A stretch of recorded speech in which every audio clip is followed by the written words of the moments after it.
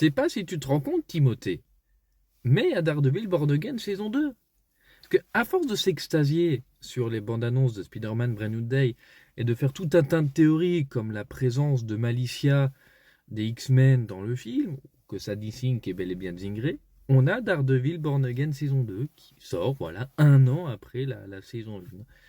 Une saison 2, une saison 1 qui, moi personnellement, m'avait un petit peu déçu sur beaucoup de points. J'ai trouvé pas mal en dessous de la série Netflix qu'elle avait pu proposer à l'époque.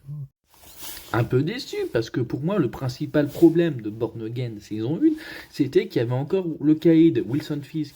Alors oui, Vincent D'Onofrio est absolument exceptionnel dans le rôle. Le meilleur des acteurs qu'on ait eu dans le rôle du caïd. Alors, sur une saison, ça va, évidemment. Sur 2 saisons, ça va encore, avec son intrigue avec le punisseur en prison, c'était super stylé. Dans la saison 3, je trouvais que ça commençait à faire beaucoup de punisseurs, mais il y avait Bullseye pour compenser le tout. Donc ça passe. Bon, on le revoit après en tant que méchant dans Hawkeye. On le revoit encore dans Echo, justement par rapport au personnage de Maya.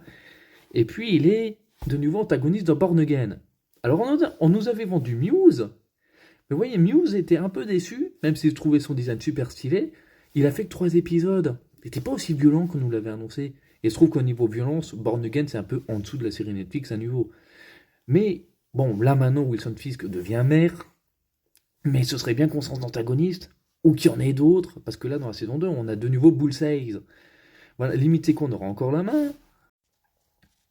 Donc sans être antagoniste, non, mais c'est clair, il y en a plein des antagonistes dans Daredevil. On a juste eu la main, Punisseur, Bullseye, le Caïd, oui, Muse. Mettez Mister Fear par exemple, c'est un mec, c'est l'épouvantail version Marvel. Donc voilà, c'est tout. En plus, dans cette saison 2, on n'a même pas vraiment le retour des Defenders, à part Jessica Jones.